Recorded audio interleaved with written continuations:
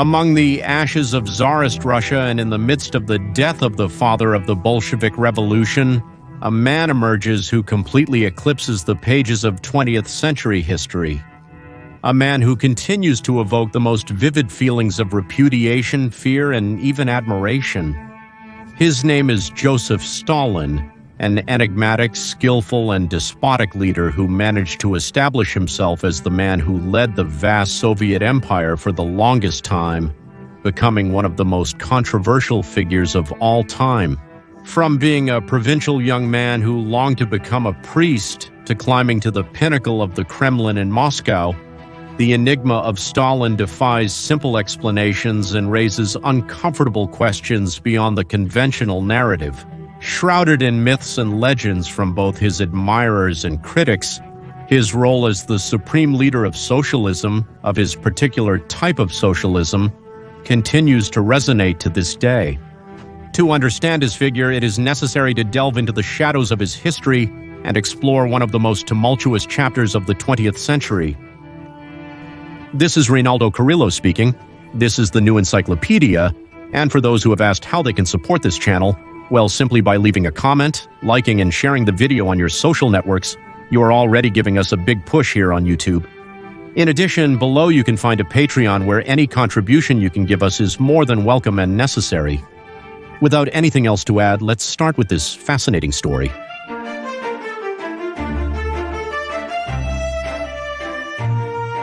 Joseph Stalin was born as Joseph Vissarionovich on December 18, 1878 in Gori, a small provincial town in Georgia. Georgia was a territorial division of the Russian Empire.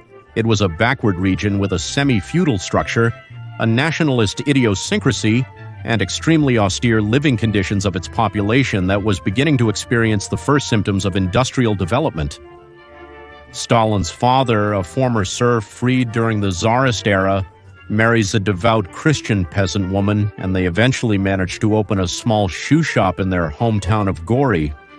After the couple lost their first two children, fate grants them the birth of a last baby, whom they named Yosef. Little Joseph is born with weak health, has a condition in his left foot that binds his toes together, and also faces measles, scarlet fever, and smallpox, the latter leaving his face marked with scars for life.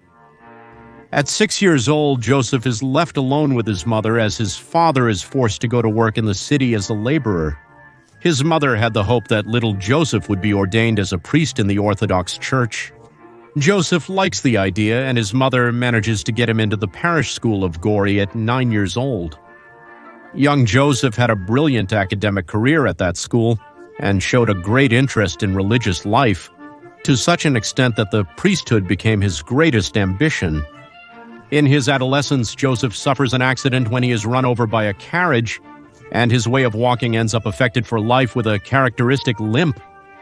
In the spring of 1894, Joseph graduates from the parochial school at 15 years old and decides to enter the theological seminary in Tiflis. So it can be said that Stalin is a man who is raised until his late adolescence in a religious, rural, and conservative environment. Being a studious and somewhat withdrawn young man, the teenage Joseph develops a great passion for reading, constantly borrowing books from the Tiflis Public Library. In this library, he reads the classic Russian and Georgian novelists, and it is where he becomes acquainted with Marxist literature, reading works such as The Capital or the Communist Manifesto by Marx and Engels.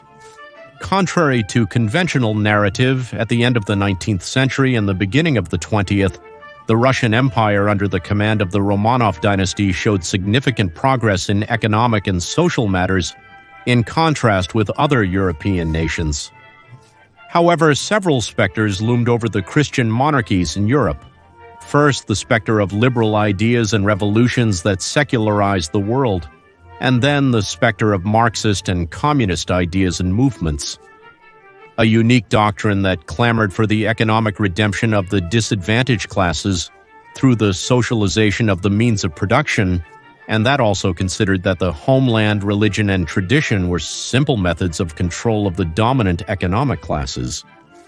Several monarchies had already fallen under liberal and socialist modernity, and the Romanov dynasty was one of the few that remained standing. It is not exactly known why and when, but Joseph in Tiflis ends up breaking with the Christian faith. Marxism had opened up new perspectives with which he identified and with which he began to take action. Joseph's relationship with the revolutionary movement begins in the seminary. He adheres to the Georgian Social Democratic Circle in which he is deeply instructed in Marxist politics. Gradually, he becomes a passionate propagator of these ideas and begins to relate among groups of intellectuals and Marxist workers.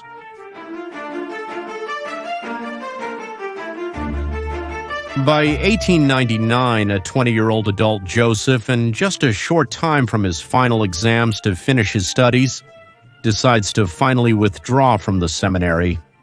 But the adult Joseph does not see this as an end to what had been the passion that moved him from the beginning, but as a new beginning. Now he earns a living by teaching and later as an employee of the Tiflis Observatory, all while continuing and intensifying his activity in Marxist circles, which was what he was really passionate about. This type of politics had to be clandestine by then, so Joseph adopts the pseudonym of Kova, which was the name of a well-known Georgian bandit and rebel. This character, called Kova from classic Georgian literature, of which Stalin was a fan, was not just a bandit, but a man of the mountains with an implacable hostility towards all kinds of authority, and with his own code of honor. He also begins to wear a characteristic mustache that decades later would become his distinctive and fear-inspiring mark of respect. Since 1898, the Social Democratic Workers' Party of Russia had been founded in the Tsarist Empire, which grouped together the different Marxist tendencies of the empire, and in very few years it divided into two factions, the more reformist and gradualist Mensheviks, and the more revolutionary and orthodox Marxist Bolsheviks. Meanwhile, in Georgia, Joseph feels dissatisfied with the social democratic circle to which he belongs and begins to group a more radical wing with other comrades. Together, they try to create a clandestine Marxist newspaper, but they face resistance to Georgian social democracy. However, by 1900, an emissary sent by a man named Vladimir Ulyanov, better known in posterity as Vladimir Lenin, arrives in Tiflis. Lenin was a revolutionary exiled in exile at that time, leader of the Bolshevik faction that was beginning to be renowned among Marxists and who had heard about the efforts of this group of young people from Tiflis to spread a clandestine newspaper among the working classes. Lenin's emissary arrives in Tiflis and manages to attract Joseph and his companions to the Leninist and Bolshevik perspective of Marxism, this being the first contact, albeit indirect, between two men destined to completely change the course of Russian history, Joseph Stalin and Vladimir Lenin. Joseph adheres to Lenin's doctrine, leaves his job, and goes underground to fully dedicate himself to activism. In a short time, the now more well-known and rebellious Koba creates several underground circles, drafts leaflets, creates a small clandestine printing press, and leads numerous strikes in factories. After organizing a protest in which labor slogans were mixed with cries against Tsarism among the injured and dead, Joseph is arrested for the first time. He is detained for a year before being exiled to Siberia. This would be just the first in a long series of episodes of arrests, exiles, and escapes for the agitator Cuba. He doesn't stay long in Siberian exile, escaping in 1904. After his 2 years away, the panorama of Tsarist Russia was becoming increasingly agitated. Lenin had an increasingly growing influence, while multiple groups of the most diverse tendencies fought for the end of the Tsarist monarchy. The Russian Empire faces a new conflict in 1904, the Russo-Japanese War, which breaks out due to territorial conflicts and rivalry for control of Manchuria and Korea in the Far East. The inability of Tsar Nicholas II to defend Russian positions accentuates the mistrust towards his government. Meanwhile, Japan received significant financial backing from Wall Street through the banking firm KUNLOEF, led by Jacob Schiff, a Jewish billionaire magnate who would be one of the main financiers of the future Russian Revolution and the overthrow of the Romanovs. Another aspect that is often omitted in conventional history, and although it may seem paradoxical, is that the overthrow of the Tsar and the subsequent seizure of power by Lenin, Trotsky, and other revolutionary leaders was only possible through the financing of prominent groups of international banking, such as Jacob Schiff, the Jewish family of the Barbers, and other groups.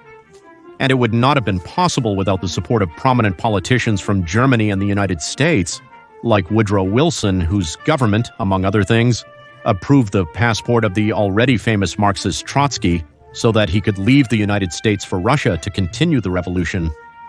The little-known relationship between international finance and the Russian Revolution and the future Soviet government is very well documented in various investigations, such as that of historian Anthony Sutton called Wall Street and the Bolshevik Revolution. Bolshevik. Returning to the Russo-Japanese War in 1905, the defeat of the Russian Empire deepens the image of incompetence of the Romanovs, further fueling the internal tensions of the country. This scenario favors the so-called 1905 revolution, a wave of political agitation from Bolsheviks, Mensheviks, and other political groups that completely overturns the large areas of the Russian Empire, with strikes and real riots that also leave hundreds dead and injured. Faced with such turbulence, Tsar Nicholas II is forced to make concessions that manage to calm the internal waters. Political freedoms are timidly expanded, labor concessions are granted, and a sort of consultative assembly with parliamentary hues is created that changes the internal political scenario, the so-called Imperial Duma. Russia thus goes from an absolute monarchy to a limited constitutional monarchy. For his part, Joseph criticizes the idea of some Mensheviks of cohabiting with Tsarism, calling it something incompatible with the revolutionary struggle. In a sharp publication in October, he qualifies the concessions granted by Tsarism as a Pharisaic promise of the Tsar and affirms that after the events, quote, "the ship of the revolution had raised its sails and was running towards freedom." But in 1904, Joseph marries his first wife, Ekaterina Svanidze, and in March of 1907 he has his first son, whom he names Yakov. While there is little documentation about this relationship, Ekaterina was popularly known as the woman who knew the most sensitive and loving side of the future Stalin. However, having a son did not keep Joseph away from the revolutionary uprisings. Living up to his nickname of Bandit, Kobus actively participates in the organization of the Tiflis bank robbery along with the Bolsheviks to expropriate funds that would be used to finance revolutionary activities. Explosions, deaths, and injuries mark the robbery, but they successfully escape with more than rubles. However, Kobus's life is clouded again when just a few months after giving birth, Joseph's wife falls seriously ill and dies in December of that same year. Katerina's departure triggers great changes in Joseph. His loss hardens his character, and the tragedy becomes a driving force towards the pursuit of greatness. Joseph fully commits to politics and begins to weave a strong network of influence. In his printed publications and at the Bolshevik congresses, the cold and calculating young Joseph begins to show the sparks of an emerging national leader, previously more restricted to operational and provincial matters. Between 1910 and 1912, and amidst a series of arrests, clandestinity, and exile, Joseph Vissarionovich adopts the name Stalin, which means made of steel, a name that many will later think fit his character very well. Stalin gets married for the second time in 1919. Together they have 2 children. However, their relationship was quite tumultuous and was marked by alleged episodes of jealousy and verbal violence. Nadezhda, the second wife, dies under unclear circumstances in 1932, from which multiple theories arise ranging from suicide to a possible homicide by Stalin's enemies.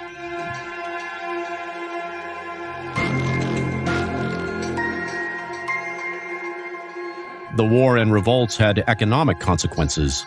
Industrialization had arrived in Russia, but like almost the rest of the world, the population was predominantly rural and artisan, and living under austere and frugal living conditions. However, it is not true that they lived in worse conditions than in other countries where Republican and liberal models had already been fully imposed for quite some time. By 1911, the first Russian Prime Minister Stalin is killed by left-wing groups and uncertainty overshadows political power. Even controversies and scandals among the public opinion were also the order of the day. There were many rumors about the figure of Rasputin, a Russian mystic who came to have a significant influence on the royal family, from which whispers of alleged sexual affairs between him and the wife, and even the daughters of the Tsar, as well as drug use and supposed great orgies between the Romanovs and the enigmatic Rasputin. In this context, the revolutionary political forces lead to the development of a new wave of massive strikes in the year 1912. And if it was not possible to think of a more tumultuous scenario, by 1914 the Empire of Ares was threatened by a new crisis when the Great War broke out, later known as World War I, a conflict that cost the lives of several of Europe's brightest generations, and which also had behind it the financing of the same banking groups that financed the Russian Revolution. Russia was not in the conditions to wage a long and modern war, and German influence dominated both within and outside its borders. While the Russian soldier is naturally brave, the losses on the front became so considerable that morale decreased with each defeat, and setbacks for the empire occurred almost without interruption. There is a shortage of food and fuel, and prices skyrocket throughout the territory. Opposition to the war begins to emerge among the population, and the revolutionaries take advantage of this sentiment to use it as a banner, as a facade to let their other plans slip through. Vladimir Lenin, who was then in exile in Switzerland, opposes participation in the war and describes it as an imperialist war. Meanwhile, in Russia, in February of 1917, following the weak and chaotic situation of the empire, a new revolution erupts from all those who wanted to overthrow the monarchy. The army joins the protesters and the insurrection takes over the Kremlin. Faced with a lack of means to govern, the Tsar dissolves the Imperial Duma and appoints an internal committee, only to abdicate shortly after. The following year, the entire Romanov royal family, including their 5 children, would be executed in the most dishonorable way with rifles and bayonets, their bodies mutilated and burned at the hands of the Bolsheviks. Returning to the moment of the Tsar's abdication, a power vacuum occurs, and in the midst of chaos, 2 de facto powers are established: the Provisional Executive Committee and the Petrograd Soviet of Workers and Soldiers. Following arduous talks, a provisional government is set to be formed. The monarchy is finally suspended and Russia becomes a de facto republic. But this was a provisional government made up mostly of liberals and some socialists. A government that would remain unstable after successive cabinet changes. During this, leaders like Trotsky, Lenin, and the protagonist of our video remained in exile.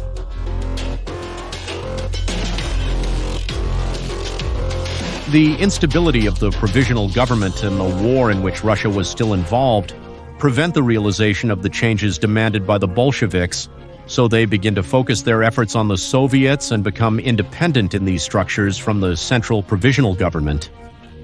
Lenin, for his part, with the help of the Barbary banking family and the German government, leaves from Switzerland in an armored train that makes a technical stop in Germany and manages to reach Petrograd in April with pockets full of money. Accusations of treason were not lacking against Lenin for having collaborated with Germany when it was at war with Russia. Stalin, for his part, also returns from exile in March, and Trotsky arrives a little later from the United States. After intense preparation behind closed doors and a lot of money to finance mobilization, propaganda, and hiring gangsters, in October of 1917, the Bolshevik Revolution goes ahead. The revolutionaries storm the Winter Palace in Petrograd and take control of the main power centers in the country. They overthrow the provisional government and Lenin assumes command of the country. The first socialist government in history is proclaimed. Following this, the revolution triggers what is known as the Russian Civil War between monarchists and revolutionaries, while laying the foundations for the formation of the Union of Soviet Socialist Republics.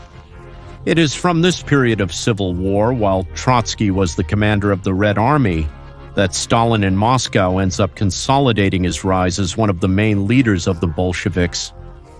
Russia had just participated in a tough world war and was now entering a bloody civil war with foreign interference. The challenges were not few for the Bolsheviks if they wanted to stabilize the territory. The new power was affirmed as a dictatorship of the proletariat, according to Lenin, the transition period between capitalism and communism. The Bolsheviks had conquered and now had to govern. One of their first measures was to withdraw from the war, signing a surrender agreement with Germany, considered by some as dishonorable and disadvantageous for Russia. A policy called war communism was also adopted, which initiated a first stage of nationalization of lands, banks, and companies, and abolished private property and law. After 3 years of hard fighting, the Red Army defeats the White Army. After the end of the First World War and then the Civil War and the so-called war communism, Russia's reserves were exhausted, the economy was completely devastated, and deep discontent spread among the peasants. In response to this, Lenin proposed a shift in the new economic policy emerged, which provided a higher level of market freedom, transactions, and concessions to foreign capital. This was justified in various ways by Lenin despite contradicting Marxist dogmas. By 1921, the economic situation slightly improves, and the crisis eases. By April of 1922, Stalin rises to the position of General Secretary of the party. With cunning, he begins to place his allies in key positions and continues to weave his network of influence and loyalty. From the shadows, and with a sick Lenin, Stalin was preparing everything for his rise to power. Stalin was not the most educated, charismatic, or the best speaker, but he stood out with his calculating and cold persistence. He was very methodical, resistant to hostility, stubborn and vengeful like the character Koba. His future rise was not like Lenin's through enchanting the masses, but through the same political machinery. He had a habit of reading in his free time and was passionate about quiet games like billiards. He was a smoker all his life, and after eating he had the habit of smoking his pipe by the window. After the defeat of the Tsarist army in the Civil War, the Soviet Union was finally established in December of 1922. The first proclaimed socialist state in history was not just any state, but a vast empire that became a determining actor in world politics. Stalin himself would acknowledge this to the Tsars by eventually saying, open quotes, "The Russian Tsars did a lot of damage, but they did one thing that was good. They amassed a huge state, we inherited that state, and for the first time we have consolidated it as a unified and indivisible state." Close quotes.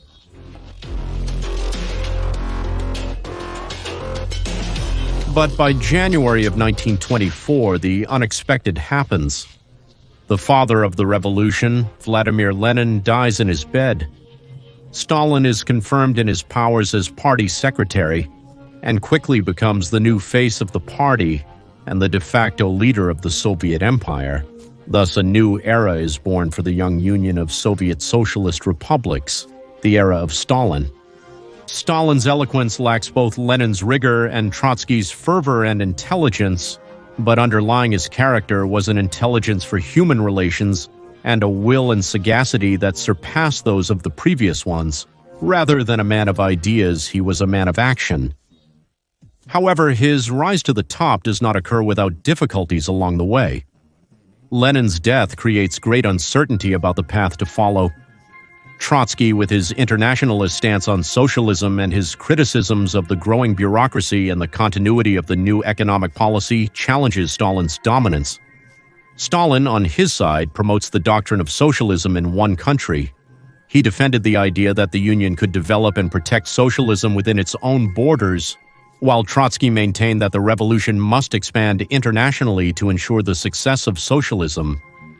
This theoretical divergence, which perhaps was the facade of a deeper difference, generates an intense rivalry between both leaders, with Stalin promoting his national approach and Trotsky advocating for permanent revolution and internationalism.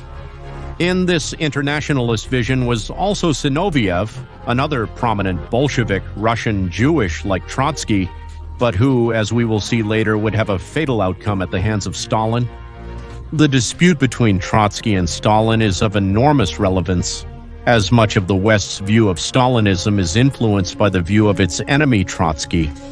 It's very curious that Trotsky compares Stalinism with the Thermidor reaction. This was a brief period during the French Revolution when the conservatives took power. Trotsky was irritated by several of the policies that Stalin adopted during the 30s that were conservative, pro-family, and anti-abortion, as we will see later, and he was also irritated by his nationalist view of socialism. Even more curious is that Trotsky denounced that much of the bureaucracy with which Stalin governed from the 30s was composed of men with old conservative tendencies who, during the Bolshevik Revolution, rather fought against it, or at best simply did not participate in it. The Western powers promoted the Trotskyist view of Stalinism, and this resulted in much of the global left abandoning a more worker-oriented and traditional view of socialism, and instead adopting the flags of postmodern cultural progressivism that we see today.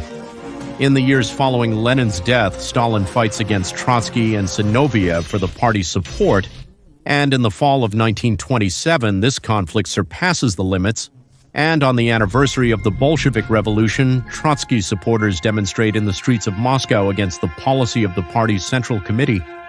In response to these actions, considered anti-Soviet, Stalin delivers the final blow, and Trotsky and other opponents are expelled from the party and eventually expelled from the country.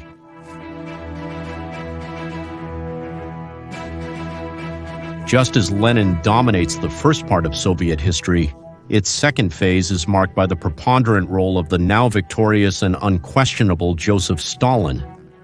Although he never claimed to be an intellectual, Joseph made a decisive theoretical contribution to the evolution of socialism in the world, what is known as socialism in one country. Stalin maintained that socialism could be built in a single country with a large territorial extension and considerable natural resources.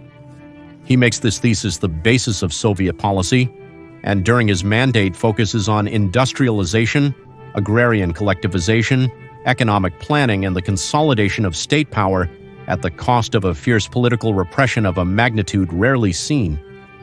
In turn, Stalin and the party focus on the construction of the new Soviet Russian man, and they always had the concern about how to reconcile the atheist materialism that Marxism preached with the Russian people of religious, patriotic, and traditional tendency. For the priority policy of industrialization, in 1928, the first five-year plan is introduced aimed at developing heavy industry through a planned economy. However, before achieving this, it was necessary to carry out a series of large-scale reforms because the country was still predominantly agricultural, and human talent with industrial technical knowledge was very scarce. This five-year plan also begins to resume the policy of collectivization of the lands. Collective farms are established, and the ownership of many of the lands is wrested from their original owners. This policy generates strong conflicts with the peasant owners, who are derogatorily referred to as kulaks, as they oppose the forced socialization of their lands. The elimination of the kulaks as a social class, that is, these landowners, becomes a violent state policy, deporting thousands of owners to labor camps and applying severe penalties such as forced labor. The most affected region was Soviet Ukraine, where the burning of crops, confrontations, poisoning of livestock, and cold-blooded executions were the order of the day, all with the aim of agrarian socialization. And during this stage, many previously productive lands fall into total abandonment or unproductivity, and a devastating episode begins in the history of the 20th century and Soviet history that triggers the death of millions of people, the now known Holodomor in Ukraine.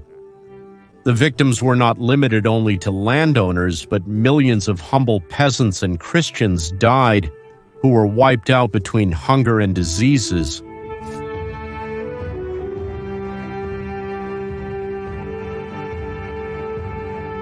However, what was a bloody tragedy in the rural field was a success later in the industrial field, which was the priority of the Soviets.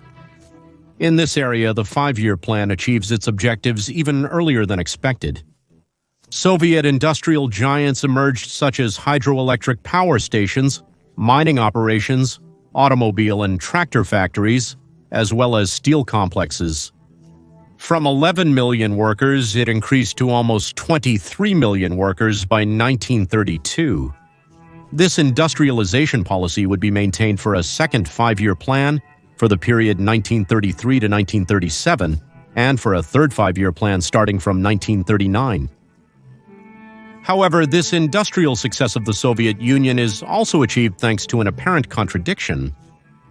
Contrary to the belief of a self-managed Soviet economy and a presumed deadly enmity between the Soviets and Western capitalism, for its industrialization, the Soviet state received strong support from numerous Western capitalist companies. With the endorsement of the American government, renowned firms such as Ford, Standard Oil, General Electric, and groups linked to J.P. Morgan provided technology, patents, financing, and advisors during the Lenin era, and then with Stalin in this industrialization process that was carried out at a record speed. In return, these large Western companies received concessions from the Russian state for the development of factories and the exploitation of substantial natural resources. It is therefore not surprising that some of these same capitalist groups that supported the Russian Revolution were also the first to pressure the United States government to diplomatically recognize the Soviet state, a state that opened its resources to the exploitation of the international market like never before. These diplomatic relations are fully and officially restored in 1933. While the Western world was experiencing the outcomes of the Great Depression, Stalin's Soviet Union was becoming a benchmark for an industrialization process at full steam. Despite the successful industrialization, the overall improvement of economic conditions was progressing slowly. On the other hand, despite his religious upbringing and education during Stalin's period in the Soviet Union, the Bolshevik policy of rejection of religion, and in particular rejection of Christianity, continued. Numerous places of worship were destroyed and religious leaders were persecuted. By 1931, the Cathedral of Christ the Savior in Moscow, the tallest Orthodox church in the world at the time, was dynamited by the Bolsheviks for the construction of an ambitious and pharaonic architectural project that would be known as the Palace of the Soviets. However, in addition to having destroyed this historic cathedral, this palace was never built. While religion was persecuted, it was never officially banned and remained in the private lives of many Soviet families. The relationship between Stalin and the church would not be reconciled until a few years later, as the religious and conservative tendencies of the Russian people could not be completely quelled. Stalin went from religious persecution and massive repression against priests in the 20s and 30s, of which he was also a participant, to allowing the clergy to officiate services again, celebrate religious holidays, release priests, and return some of their monasteries to the church. In essence, he re-legalized Christianity in Russia. All of this fundamentally from the context of the World War. It wouldn't be until the future government of Nikita Khrushchev that there would be a new wave of repression against the church. Another striking aspect about Stalin was his policy in favor of the nuclear family and birth rate. With the arrival of Lenin and the Bolsheviks in power, measures were taken against the family and traditional gender roles. Marxism considered marriage as a bourgeois institution and acted accordingly. One of these measures was that Russia in 1920 became the first modern country to legalize abortion. Another one of these measures was to greatly relax the entire process so that people could get divorced. Likewise, the old prohibition that existed in Tsarism against relationships between people of the same sex was annulled. All these measures began to weaken the social fabric and family stability. Stalin, in his vision of National Socialism, assumes a pro-birth policy and in favor of the family as the basis of a stable society. By 1936, Stalin decrees the prohibition of abortion. A network of hospitals and centers is created to attend to pregnant women and children in critical situations, and the state conducts campaigns that present motherhood and the family as a human and patriotic value. Likewise, new restrictions are put in place to prevent divorces from being taken lightly, as was indeed happening. And by 1933, same-sex relationships were penalized as before Lenin came to power.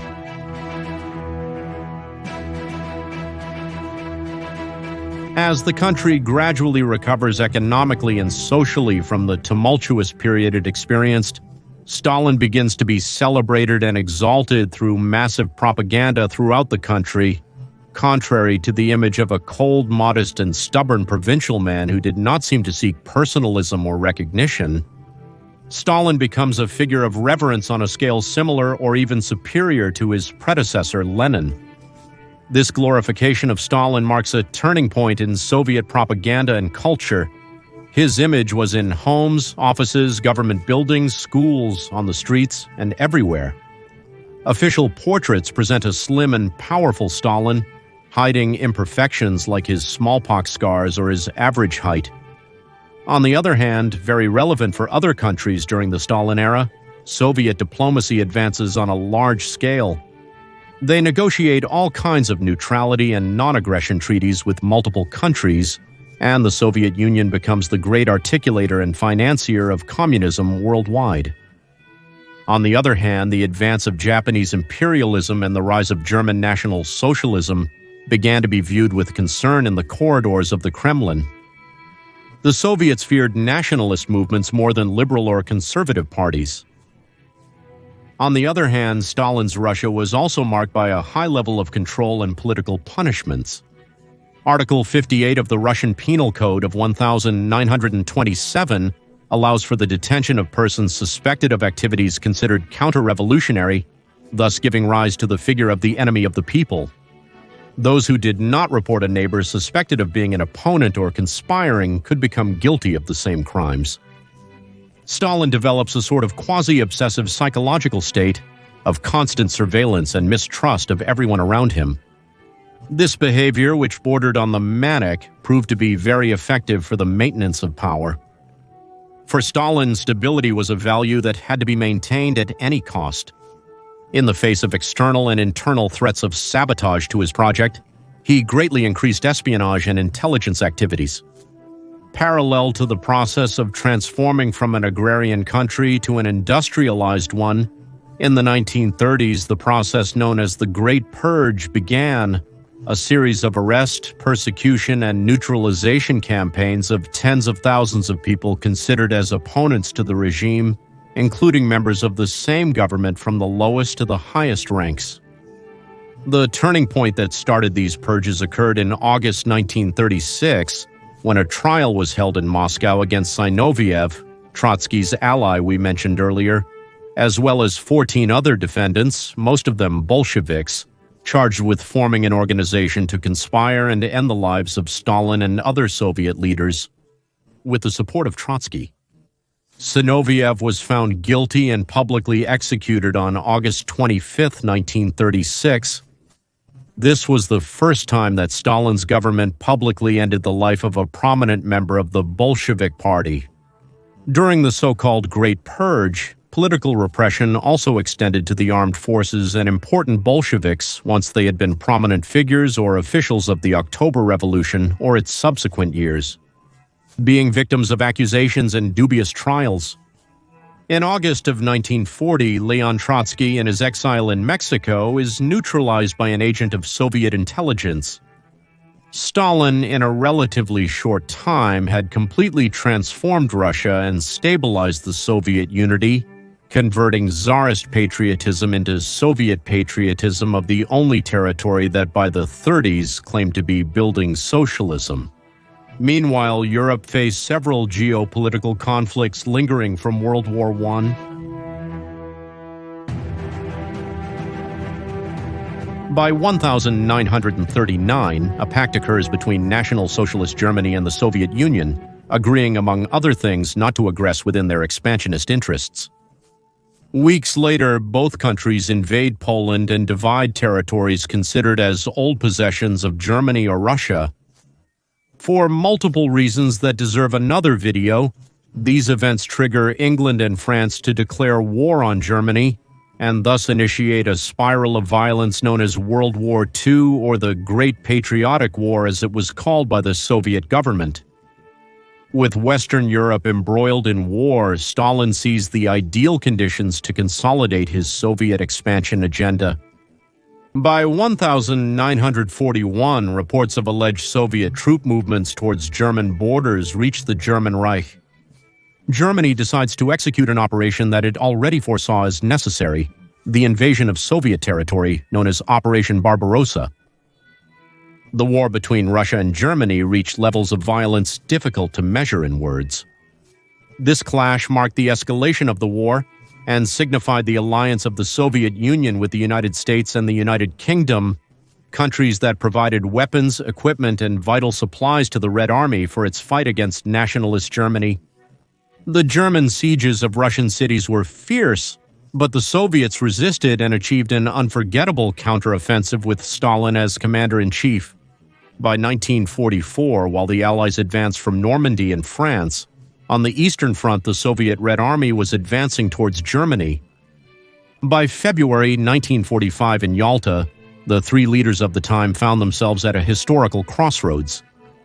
Stalin, Roosevelt, and Churchill meet to discuss the future not only of Europe after World War II, but of the entire world order.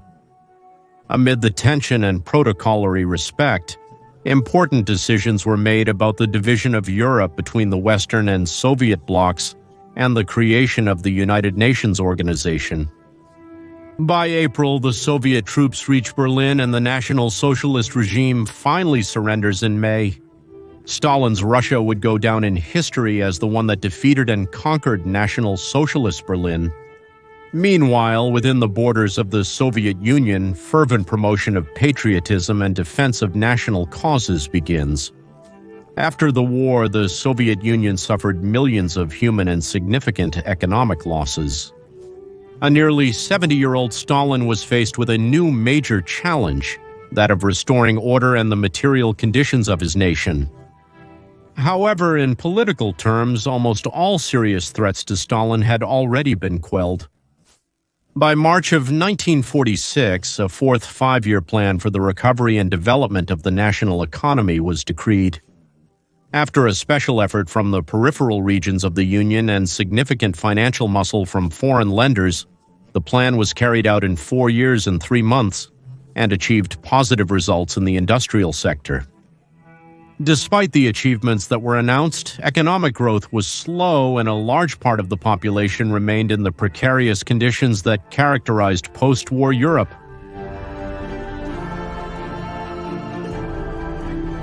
In this new post-war period, Stalin grows increasingly isolated, with decisions coming only from his inner circle. Close. The meetings of the Central Committee of the party are replaced by dinners at Stalin's house with his inner circle where government decisions are discussed and made. The robust party apparatus had been neglected and had been limited to bureaucracy and flattery of the leader. New internal purges occur, the most notorious of them being the ostracism to which the famous war marshal Georgy Zhukov was condemned, so that control was maintained under the same bureaucratic and repressive methods. From 1950, Stalin's health begins to decline. The matter of succession had become the major concern of the main ringleaders. Stalin's memory was constantly failing, he was easily exhausted, and he had acute hypertension. The feared leader who ruled the socialist power was now facing his own physical frailty, but politics moved on. In 1952, the fifth five-year plan for the development of heavy industry was ratified. Even though he only gave a brief speech when he presented this plan, Stalin dominated with his characteristic verb. This was the last of the communist congresses of the Soviet Union that the supreme leader attended. In 1953, the figure of Joseph Stalin was shrouded in an aura of expectation and mystery. Finally, after several days of agony, the supreme leader of communism, the Red Tsar, died on the night of March 5, 1953. The cunning and despotic leader who marked history like few others died of a stroke in his bedroom, leaving an entire empire in a state of expectation and transition. The next day, the Soviet Union and the entire world hear the official announcement on the radio, Stalin has died. For many Soviets, it was like talking about the death of a god. Stalin's embalmed body remained next to Lenin's in his mausoleum, and millions of Soviets came to visit it. After holding the position of General Secretary of the Soviet Communist Party for more than 30 years, his departure opened up a new internal struggle in which the official Nikita Khrushchev, a member of a more westernized and reformist wing of the Communist Party, ended up prevailing. Khrushchev began shortly thereafter the so-called process of de-Stalinization and greater political and economic openness. Stalin's body was removed from the mausoleum in 1961 during this process that sought to bring Stalin down from the altar where he was and blame him alone for all the old evils of the Soviet Union. The gaze of the Russians was now directed towards the future, with a mix of hope, uncertainty, and nostalgia. For some, even acknowledging his violent excesses, Stalin represented the leader who turned Russia into a world power, someone who elevated Soviet patriotic pride and put it on par with the American giant. In other quarters, many do not forget the famine and the Holodomor, the discretionary brutality of repression and the soulless bureaucracy that the Red Empire became. Thus ends the life of Joseph Stalin, a simple peasant who managed to impose himself as the leader of a vast territory, and whose enigma will continue to be talked about for several generations. Thank you very much for watching this video. Reynaldo Carrillo spoke to you, and don't forget to support us by leaving your comment, liking the video, sharing it with your acquaintances, and following us on our Instagram account, also called The New Encyclopedia. Until next time, and may God bless you.